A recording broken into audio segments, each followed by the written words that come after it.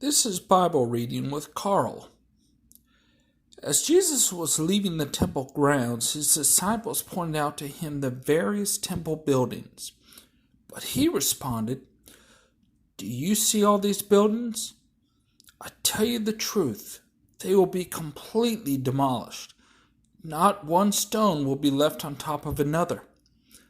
Later, Jesus sat on the Mount of Olives. His disciples came to him privately and said, "Tell us when all this will happen. What sign will signal your return and the end of the world?" Jesus told them, "Don't let anyone mislead you, for many will come in my name, claiming, 'I am the Messiah.' They will deceive many, and you will hear of wars and threats of wars, but don't panic.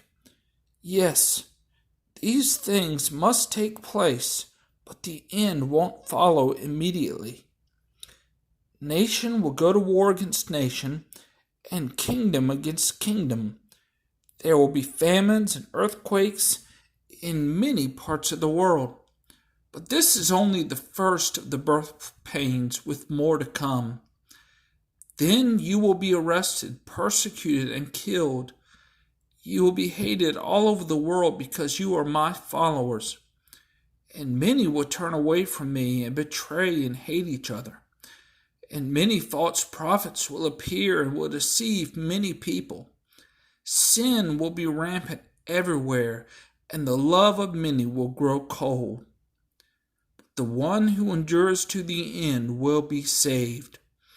And the good news about the kingdom will be preached throughout the whole world, so that all nations will hear it, and then the end will come. The day is coming when you will see what Daniel the prophet spoke about, the sacrilegious object that causes desecration standing in the holy place. Reader, pay attention. Then those in Judea must flee to the hills. A person out on the deck of a roof must not go down into the house to pack. A person out in the field must not return even to get a coat. How terrible it will be for pregnant women and for nursing mothers in those days. And pray that your flight will not be in winter or on the Sabbath, for there will be greater anguish than at any time since the world began, and it will never be so great again.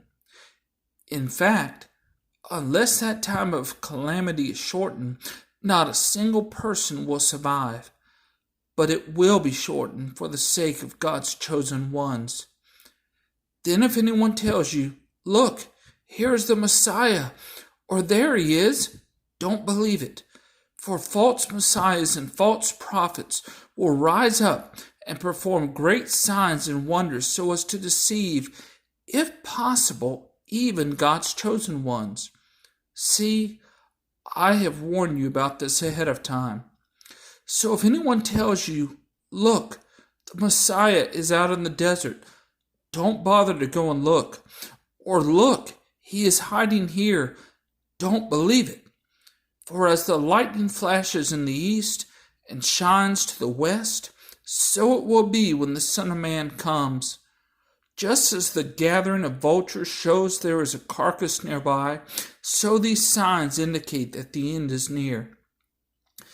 Immediately after the anguish of those days, the sun will be darkened, the moon will give no light, the stars will fall from the sky, and the powers in the heavens will be shaken.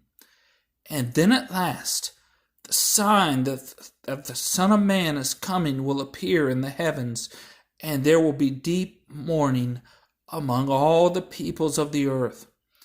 And they will see the Son of Man coming on the clouds of heaven with power and great glory.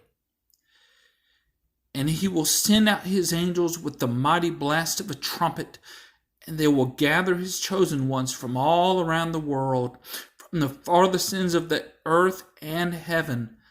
Now learn a lesson from the fig tree. When its branches bud and its leaves begin to sprout, you know that summer is near.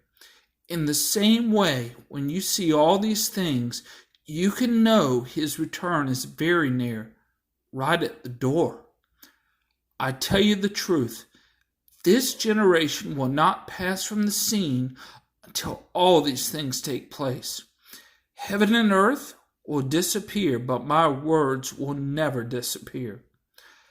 However, no one knows the day or hour when these things will happen, not even the angels in heaven or the Son himself. Only the Father knows. When the Son of Man returns, it will be like it was in Noah's day. In those days, before the flood, the people were enjoying banquets and parties and weddings right up to the time Noah entered his boat. People didn't realize what was going to happen until the flood came and swept them all away. That is the way it will be when the Son of Man comes. 2 men will be working together in the field. One will be taken, the other left. 2 women will be grinding flour at the mill. One will be taken, the other left. So you too must keep watch, for you don't know what day your Lord is coming. Understand this. If a homeowner knew exactly when a burglar was coming, he would keep watch and not permit his house to be broken into. You also must be ready all the time, for the Son of Man will come when least expected. A faithful, sensible servant is one whom the master can give the responsibility of managing his other household servants and feeding them. If the master returns and finds that the servant has done a good job, there will be a reward. I tell you the truth, the master will put that servant in charge of all he owns. But what if the servant is evil and thinks, my master won't be back for a while, and he begins beating the other servants, partying and getting drunk? The master will return unannounced and unexpected, and he will cut the servant to pieces and assign him a place with the hypocrites. In that place there will be weeping and gnashing of teeth.